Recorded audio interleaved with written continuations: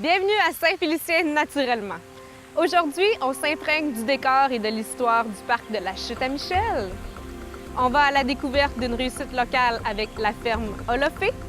On assiste à l'activité d'accueil des étudiants internationaux du Cégep.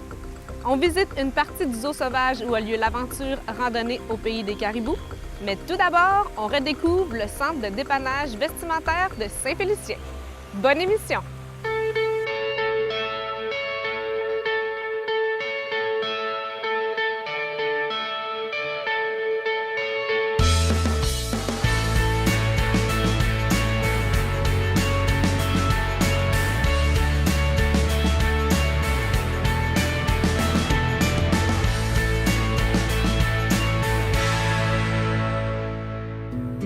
Le centre vestimentaire de Saint-Félicien a récemment fait peau neuve.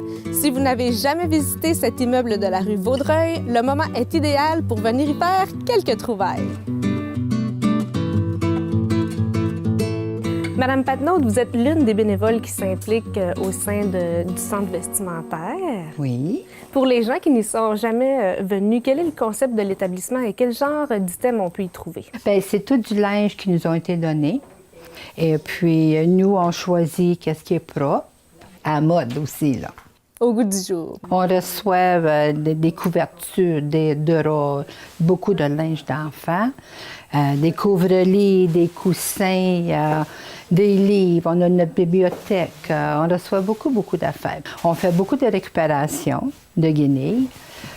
Les chandails qui sont pas propres, si on peut les défaire pour faire des balles de laine, on fait des pantoufles, on fait des bas. Du coton qui est pas propre, qui est déchiré, on fait des sacs de guenilles. Donc, on fournit beaucoup les garages. On récupère beaucoup ici. Puis là, on vend ça à prix très modique parce que quand même, notre clientèle, il y en a beaucoup dans des milieux défavorisés. Mais c'est ouvert au public, là. Tout le monde, là, monsieur, madame, tout le monde y peut venir. On retourne personne, on ne revient personne, là. Le centre a récemment réouvert ses portes. Quelle rénovation a été faite ici? Mon Dieu, par où je commence? La galerie. Ça, c'était un très grand besoin avec notre belle montée là, pour les chaises roulantes. Ça a été modifié, ça a été plus agrandi. L'espace pour tourner, c'est pas mal mieux. Notre bac à linge à l'extérieur. Parce qu'avant ça, bien, il y en a qui fouillaient dedans, puis l'eau, elle rentrait. Puis ensuite, tous des nouveaux châssis. Avec les stores, nouveaux planchers, les meubles qu'on a eus. Avant ça, là, on avait peut-être 8 pieds là, d'un meuble. Fait que tout était tassé. Puis là, c'est tout séparé, enfants, femmes, puis les hommes. Puis là, les gens, ils sont capables de voir tout le tour. Et comme vous êtes toutes bénévoles, dans le oui. fond, ça doit améliorer votre qualité de travail ici sur les lieux? Bien, c'est ça, mais c'est certain. On a tellement de compléments, là. Les clients, ils rentrent et ils disent « Ah, ça ressemble plus à un magasin et non à un ouvroir, là. » Fait que, on est fiers de notre travail. L'ambiance est meilleure. C'est juste mieux. Nous autres, on aime ça comme ça, là. Fait que, Il y a beaucoup de choix. Bien, c'est ça. Il y a beaucoup de choix cette année. Pour tous les goûts. Oui. Quelle est la mission de l'organisme? Tout notre argent est donné à différentes causes. Puis on garde ça local. L'année passée, on a donné 23 000 $. Fait qu'on travaille très fort pour ramasser cet argent-là. Là. Puis j'ai tellement une belle équipe. Oui, vous êtes plusieurs à travailler On est plusieurs, on est 18, je crois. Ça travaille fort tout le temps, puis ils sont toujours prêts à aider. Et pour les gens qui souhaiteraient venir faire un tour puis magasiner des super items ici, à quel moment ils peuvent venir le faire? Bien, on est ouvert de mardi, mercredi, jeudi, de midi à 4 heures. Madame Patnaud, merci infiniment. Félicitations pour votre beau travail. Continuez comme ça, c'est fantastique. Vous donnez énormément à la communauté. Bien, merci. C'est important d'en parler. Bien, merci beaucoup. C'est moi qui vous remercie. C'est toujours un plaisir de profiter de la nature à tout moment de la semaine.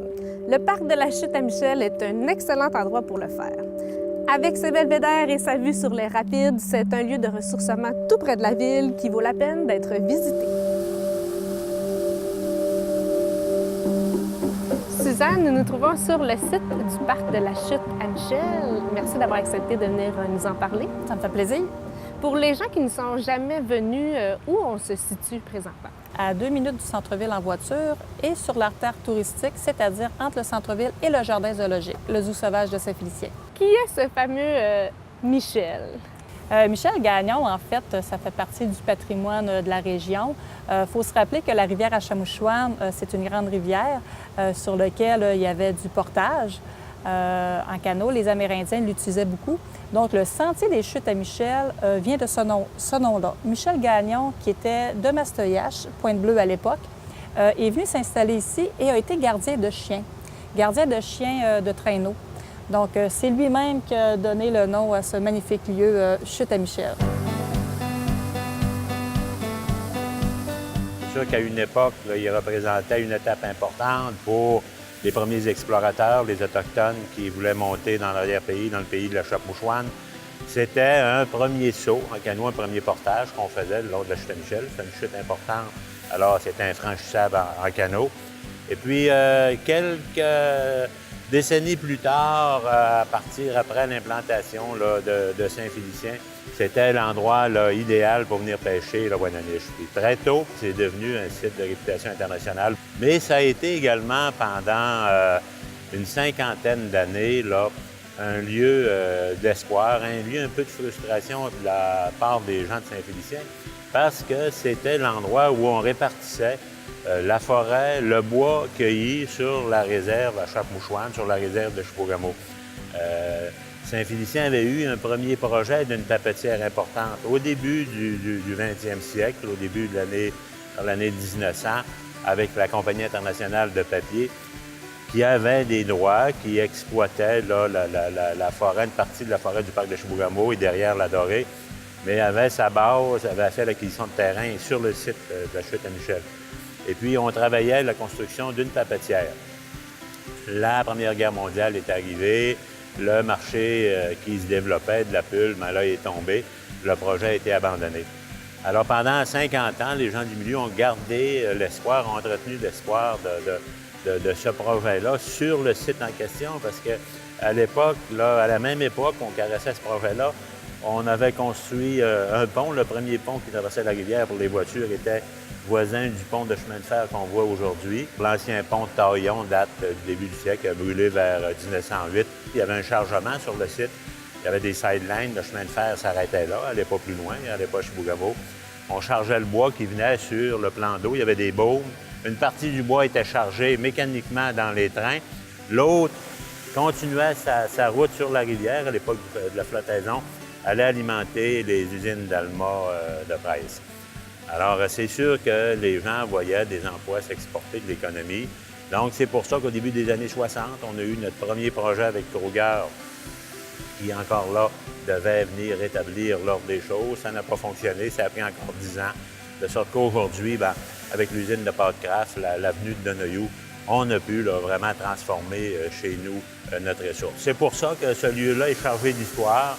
Les gens qui s'arrêtent à le contempler, qui se promènent sur le site, vont découvrir toutes sortes de vestiges qui vont expliquer cette partie d'histoire-là.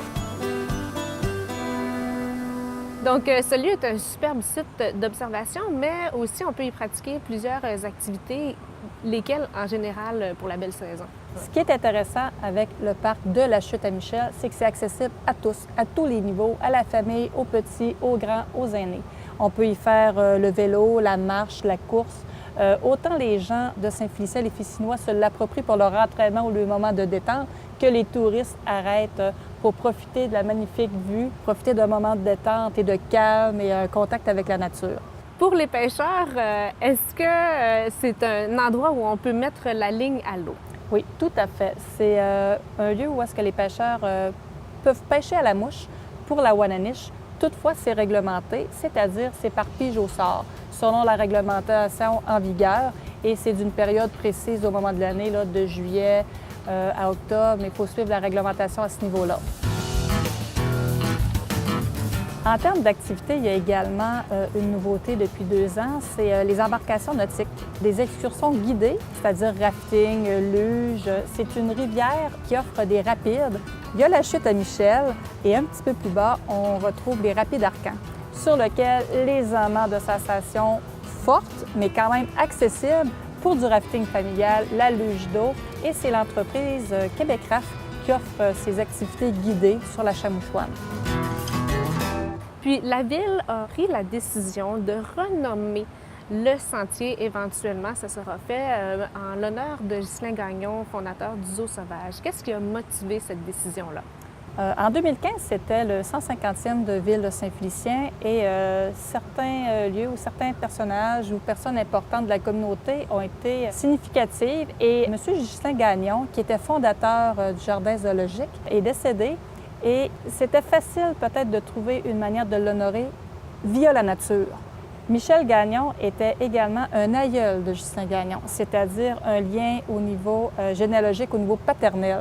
Donc, doublement prenait tout son sens de nommer ce sentier Portage Ghislain Gagnon.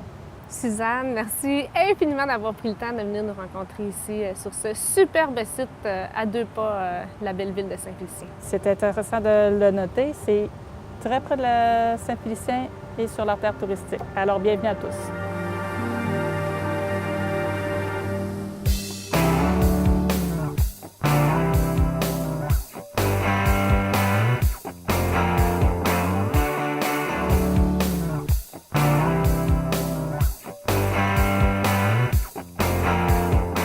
Nous possédons une ferme de grande culture.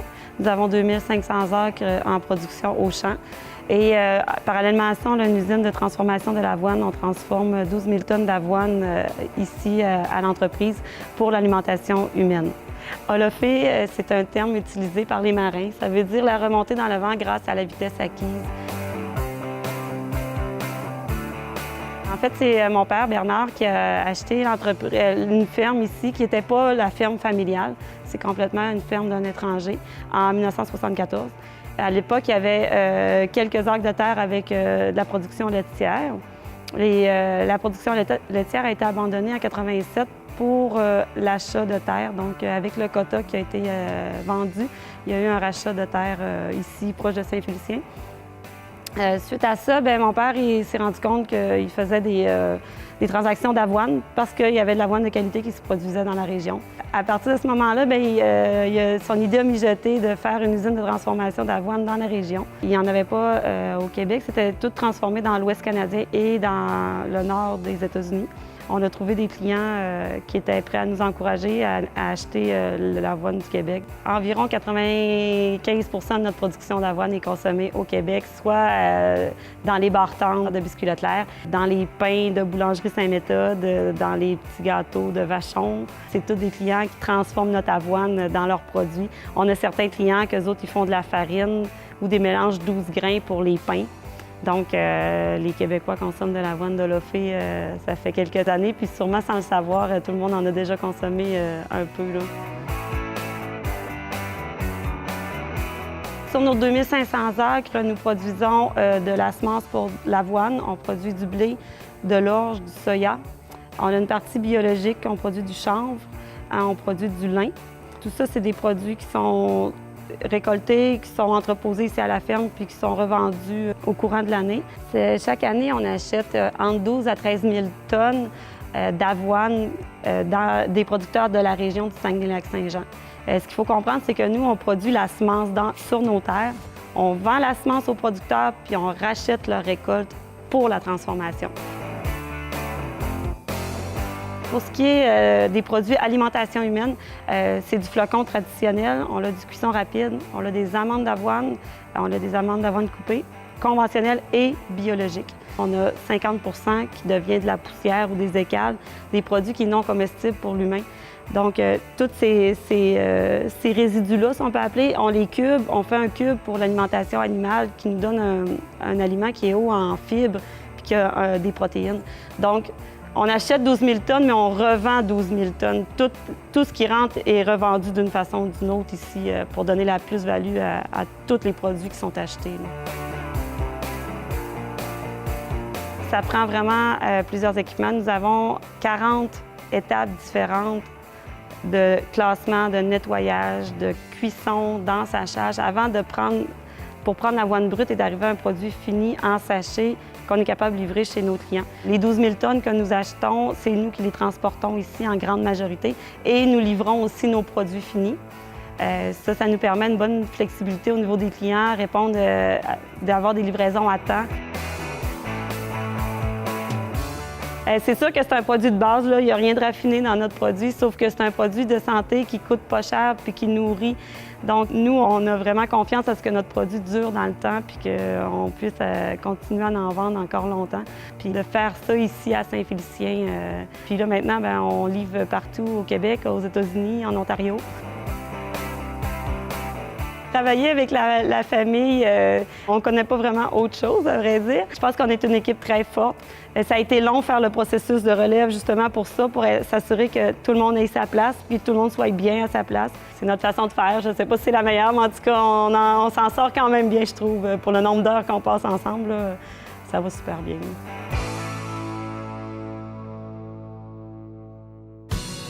Plusieurs d'entre nous avons visité le zoo sauvage, mais que diriez-vous d'y passer la nuit? C'est ce que propose la randonnée Aventure au pays des caribous qu'on s'apprête à découvrir. Madame Gagnon, nous nous trouvons sur le lieu où prend place l'aventure randonnée au pays des caribous. Où on se trouve, dans quelle partie du zoo et comment se déroule-t-elle? Cette activité-là se déroule dans un campement sécurisé dans le parc des Sentiers de la Nature. Donc, c'est sur nos terrains. Comme vous voyez, on a la chance d'avoir beaucoup d'espace ici au zoo. Ce campement-là, on voit là, une dizaine de tentes ici. On reçoit des visiteurs, principalement en juillet et août, presque quotidiennement.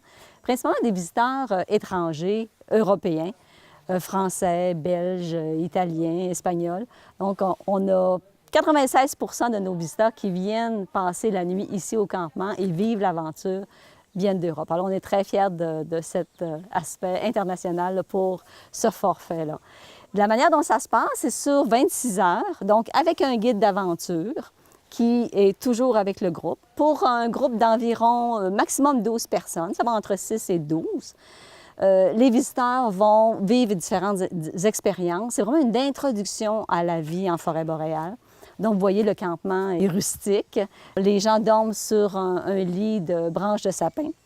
Ils vont faire une marche en forêt où là, ils vont apprendre plein de choses sur les traces des animaux, sur la végétation de la forêt boréale. Ils vont faire une petite randonnée en canot sur le lac Montagnais dans le parc des Sentiers de la Nature.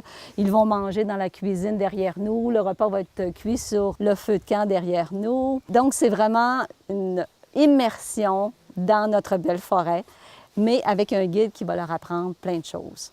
Et pour quelle raison il a été décidé de mettre à l'honneur le caribou là, pour cette activité en particulier? C'est une espèce qui se prête bien à ce genre d'activité-là. C'est une espèce qui est calme. Nos animaux ne sont pas apprivoisés, à moins qu'on soit obligé d'en élever un au biberon. Donc, ils sont sauvages. Mais ils sont habitués de venir tout près parce qu'ils sont le gardien animalier, les nourrit tout près. Et en plus, on a un petit bonus. On a ici 3 orignaux orphelins qui nous ont été amenés de la nature et qu'on nourrit au biberon. Ils sont en quarantaine, c'est pour ça qu'ils sont ici. Et on permet aux visiteurs de les nourrir. À quel genre de visiteurs là, s'adresse l'activité? Est-ce que c'est pour tous?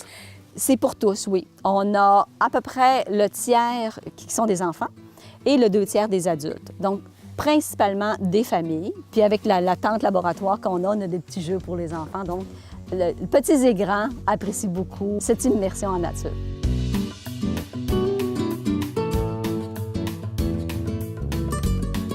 Et quel type d'émotion le parc zoologique souhaite faire vivre aux visiteurs là, de cette randonnée spéciale? Bien, c'est intéressant comme question parce que c'est un des points cruciaux, l'émotion. Je crois fermement qu'il faut passer par l'émotion pour ensuite passer notre message de conservation. Et quand on est au zoo, par exemple, dans la partie pédestre, qu'on voit l'ours blanc dans le bassin, puis qu'on met notre main sur la patte de l'ours, c'est toujours impressionnant, là. Et là, on les stimule ici par cette aventure-là, dans tous leurs sens. On leur fait goûter, On les fait sentir la forêt, on leur fait sentir des plantes, on leur fait toucher des choses. Donc, évidemment, la vue, c'est vraiment constant. Tout ça fait vivre des émotions, rend les gens plus proches de la nature. Puis ensuite, on est capable, ils sont ouverts, là, ils posent des questions, puis ils veulent en apprendre plus sur les écosystèmes, comment ça fonctionne. Puis là, on est capable de passer notre message écologique et de conservation pour la nature en général. Et les gens apprécient énormément. Je vois les commentaires et c'est vraiment un succès. Les gens, ils ont vécu quelque chose, ils ont expérimenté quelque chose, ils en ont appris plus. Et ça ressort dans les commentaires. On est très fiers de ça. Et puis, est-ce que les visiteurs peuvent vivre cette expérience de la randonnée tout au long de l'année ou c'est vraiment plus saisonnier? On a eu des demandes pour l'hiver. Effectivement, je crois qu'il y aurait peut-être des gens qui pourraient être intéressés. Mais le volume n'étant pas là, pour l'instant, on concentre nos efforts à l'été. Donc, on commence à la fin juin, aller jusqu'au plus tard la mi-octobre. Mais vraiment, le gros des forfaits se tient entre juillet et août. Madame Gagnon, merci infiniment de nous avoir donné accès à ce superbe lieu où peuvent vivre les visiteurs une expérience paisible, zen. Merci. De rien.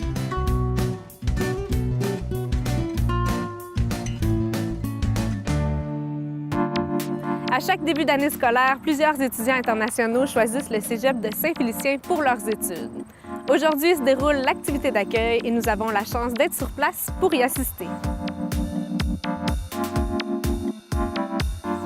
Monsieur Voisine, c'est aujourd'hui qu'a lieu l'activité officielle, l'arrivée des étudiants internationaux.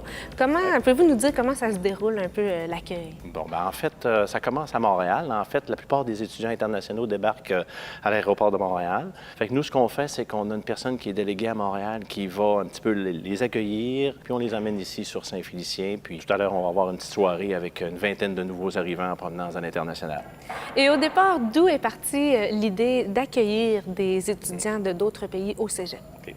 Ça remonte à peu près à entre 2006 et 2008. La direction du collège voyait les statistiques en termes de fréquentation scolaire pour les 10-15 prochaines années. Et sur un horizon de jusqu'à peu près en 2020, on observait une baisse de clientèle étudiante du secteur ici de Saint-Félicien et des environs, donc de la MRC Maria-Chapdelaine et de la MRC Domaine-du-Roi. On s'est tourné vers l'international pour se faire connaître, puis tenter d'attirer des nouveaux étudiants dans nos programmes d'études pour essayer. L'objectif à la base, c'est de maintenir notre clientèle à peu près entre 900 et 1000 étudiants par année. Selon vous, pour quelles raisons les étudiants choisissent-ils le Cégep de Saint-Félicien? La raison principale, c'est qu'on a plusieurs beaux programmes d'études qui intéressent les jeunes aujourd'hui. Et si on parle de nos 3 programmes forts, évidemment, milieu naturel, techniques de santé animale et techniques de tourisme, ça fait en sorte que ça attire une clientèle de jeunes en provenance de l'international en grand nombre. Et les pays d'où ils viennent, est-ce qu'ils sont souvent les mêmes ou un petit peu partout dans le monde? La grosse majorité, c'est des étudiants qui sont français d'origine, donc qui sont détenteurs d'un passeport français. Mais évidemment, ils peuvent venir de ce qu'on appelle la France métropolitaine, donc de Paris ou des différentes régions de la France. Mais ils peuvent venir aussi de différentes régions où c'est des possessions ou des territoires français. La Martinique, la Guadeloupe. On en a un certain nombre aussi qui viennent de l'île de la Réunion. Ça, c'est un petit peu plus loin. Et encore plus loin, un autre territoire français, la Nouvelle-Calédonie, qui est situé à proximité de l'Australie. Donc, un grand nombre de Français, quelques étudiants qui proviennent un peu de l'Afrique francophone, Cameroun, Côte d'Ivoire, mais c'est principalement de la France qu'ils proviennent. Pierre-Yves, donc c'est ta première année ici. D'où viens-tu et qu'est-ce qui a dirigé ton choix vers le Cégep de Saint-Félicien? Donc moi, je viens de Bretagne, en France, près de Vannes. Et ce qui m'a motivé de venir près du lac Saint-Jean à Saint-Félicien, au Cégep, c'est j'avais envie de bouger déjà. Mes parents n'étaient pas contre. Et du coup, j'ai profité de l'occasion de l'entente France-Canada pour venir ici. Il y avait la suite de la formation que j'ai commencée. Donc j'en ai profité pour la finir ici, quoi. Donc, dans quel programme vas-tu étudier? Je vais étudier en informatique. Puis comment envisages-tu ton arrivée ou ton intégration à Saint-Félicien pour les prochains mois? Il va y avoir un petit temps d'intégration où il va falloir que j'apprenne à connaître la ville, les professeurs, comment ça se passe. Mais j'ai pas d'appréhension, ça devrait bien se passer. Et je suis confiant. Et le cégep semble prôner l'intégration de ses élèves qui arrivent ici. Quelle importance ça a et de quelle façon là, vous y prenez pour qu'ils se sentent chez eux? Évidemment, on a tout un comité d'accueil. C'est d'ailleurs, on a une activité ce soir qui est un petit peu l'activité brise-glace parce que c'est le premier contact avec de notre personnel. On a différentes activités qu'on organise aussi avec les Québécois. Donc, les jeunes se mélangent assez facilement ensemble. Donc, c'est pas quelque chose qui est compliqué à faire. Mélinda, tu en es à ta 2e année d'études ici au cégep de Saint-Félicien. D'où viens-tu? Je viens de La Réunion, l'île de La Réunion.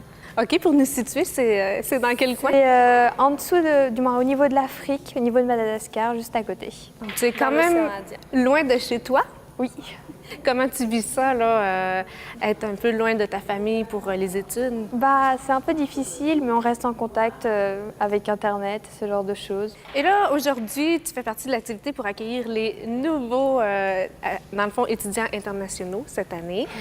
Quel est ton rôle dans cette activité? Bah, en fait, je leur apporte, on va dire, mon expérience. Donc, je les conseille sur ce qui est le mieux, comment ouvrir un compte, ou au niveau des épiceries, laquelle est la meilleure, pardon. Et en fait, ouais, c'est ça, c'est à peu près ça. Je leur apporte des conseils, surtout. Et à votre connaissance, est-ce qu'il y a certains élèves qui ont choisi la ville de Saint-Félicien après même leurs études? Bien, évidemment, il y en a quelques-uns. Souvent, c'est tout le temps en fonction de l'emploi. En fait, le nerf de la guerre, c'est le jeune va se trouver, évidemment, souvent il tombe en amour avec la place et il aime bien l'environnement. Bien, si on peut leur offrir un emploi dans le milieu par la suite, c'est sûr que c'est prometteur. Monsieur Voisine, merci infiniment, puis on vous souhaite une excellente activité d'accueil aujourd'hui. Merci beaucoup. Merci à vous.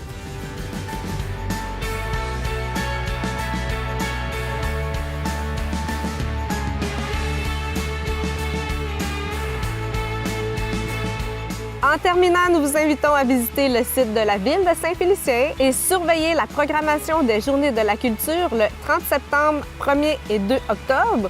Surveillez aussi la programmation d'automne pour les inscriptions au service des loisirs. Merci d'avoir été là et on se revoit dans une prochaine émission afin de découvrir encore plus d'activités à faire et de lieux à visiter dans notre dynamique ville de Saint-Félicien. À bientôt!